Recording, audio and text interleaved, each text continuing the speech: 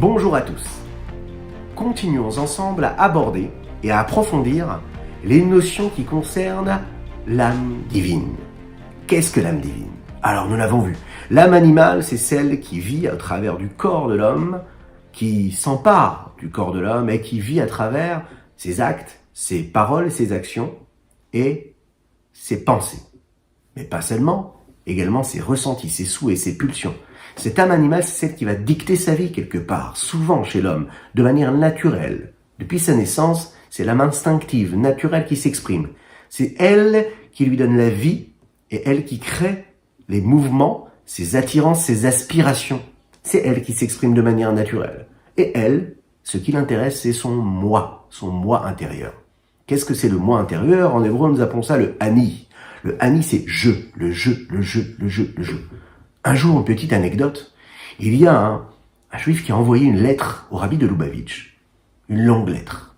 Et dans cette lettre, il faisait état de son état de détresse, de tristesse, d'abandon réel. Il avait des pensées négatives et très graves qui pouvaient l'emmener à un point de non-retour. Et il détaillait dans cette lettre-là toutes les raisons qui faisaient qu'il avait décidé de baisser les mains. De baisser les mains et puis de se laisser aller. Il ne trouvait plus d'espoir en la vie.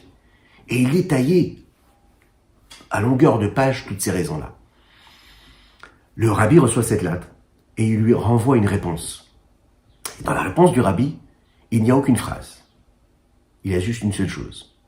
Il va entourer le nombre de fois où cette personne-là, au travers de sa lettre, il va écrire le mot « je ». Je ressens telle et telle chose. Je n'en peux plus. Je ne veux plus. Je suis, je suis, je suis, je suis, je suis. Il entoure ça et il lui fait comprendre. Lorsque le je disparaîtra de ta façon de vivre les choses, lorsque tu laisseras partir ce moi, ce je, ce ani, tu le feras disparaître et tu laisseras apparaître la présence de Dieu, le Anochi, c'est-à-dire le seul je qu'il y a dans ta vie, ce n'est pas ton je à toi et ton moi, mais le moi intérieur qui est dans ton âme divine, c'est-à-dire la présence de Dieu, et que ta vie tu la régis en fonction de ce que Dieu veut et de sa volonté, alors là, tu verras que tu n'auras plus de problèmes. Les problèmes que l'on a dans la vie, c'est lorsque l'on est au centre de tout. Et donc, l'âme animale se place au centre. Et le monde autour tourne autour de ce moi, de ce je. L'âme divine, elle, place un autre je au centre. Et tout ce qu'elle va penser, parler, faire dans sa vie, ses choix de vie, là seront gérés et régis par quoi? Par justement la volonté d'Akadosh Baruch Hu. Le monde entier tournera autour de sa volonté. Et donc là, on n'aura pas du tout la même façon d'aborder les choses et la vie, puisque Dieu sera au centre. Et lorsque Dieu sera au centre, je ne serai un peu moins ce que je suis moi, et lui sera un petit peu plus ce que lui est, puisque lui a été, il est, et lui, il sera. Et donc je me dépasse de mon espace-temps et de mes limites, et je le laisse exister lui, au travers de mes actes, et de mes pensées, et de mes paroles, et de mon vécu. Oui, mais voilà, ce moi-là qui est en moi, comment est-ce que je fais pour le laisser disparaître et laisser apparaître, justement, la présence divine? Alors les textes nous disent, vous savez que, de la même manière qu'un enfant, quand il naît, il est ce qui est le plus élaboré chez un homme, sa chorma, sa sagesse. D'où provient la création d'un enfant? Il provient du père. Mais il y a également la maman. On dit qu'il y a aussi un autre associé, c'est Dieu. Mais qu'est-ce qui se passe techniquement? Il y a tout simplement un élément qui vient du papa.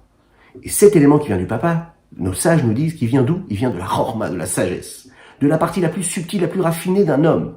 C'est de là que vient toute cette capacité-là, cette petite goutte-là qui va pouvoir, elle, générer quoi? La création d'un être, grâce à la maman qui, elle, va garder ces petites gouttes pendant 9 mois.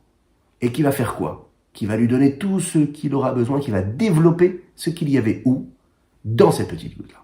Et cette petite goutte-là, les Chachamim nous disent qu'elle a à l'intérieur tout ce que l'homme sera toute sa vie. C'est-à-dire ce qu'il est, du plus petit membre de son corps jusqu'au plus élaboré. Dans cette petite goutte, il y a tout ce qu'il sera. Du dernier ongle de son pied jusqu'à la partie la plus subtile de sa sagesse. Ses traits de caractère, tout est là. Tout a été donné à ce moment-là. Et lorsque l'on comprend cela, et que ces petites gouttes, on nous dit qu'elles viennent de la sagesse, de la partie la plus subtile et la plus raffinée de l'homme, la plus élevée de l'homme, on peut comprendre ce que veut dire que quand Akadosh Baruch Hu, il nous a créés, qu'il a insufflé en nous un souffle de vie, il nous a donné son âme, il nous l'a donné de la partie la plus élevée qu'il avait en lui. Et de la même manière que chez un enfant, il y a tout ce que le Père est en concentré, eh bien il y a également pareil chez nous. Dans notre parcelle divine, c'est un concentré, bien subtil, oui, peut-être, mais de ce que Dieu est, à travers ce qui nous a mis en nous, cette âme divine.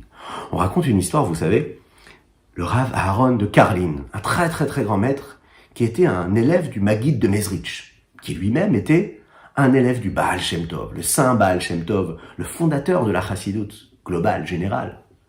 Un jour, il est assis chez lui, à la maison, en train d'étudier, sûrement, et puis on tape à la porte.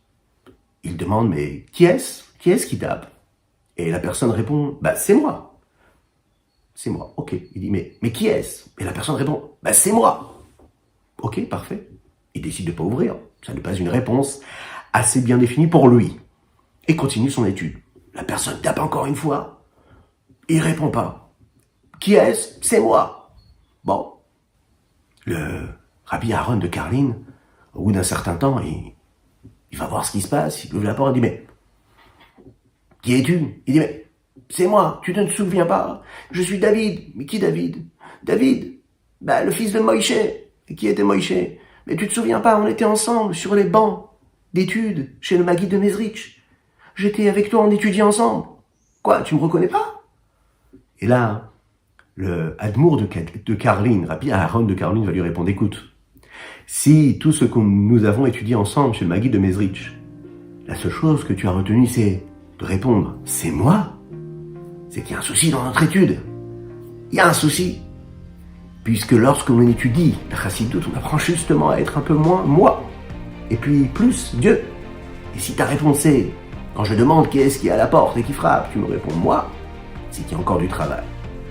Ce chassid-là a repris la route, est retourné chez le Maguide de Mezrich pour apprendre un petit peu plus ce que voulait dire vivre comme un juif, être un peu moins ce que nous sommes, et laisser Dieu régner en nous, à travers nos paroles, à travers nos pensées, et à travers nos actions et toute notre vie. À très bientôt.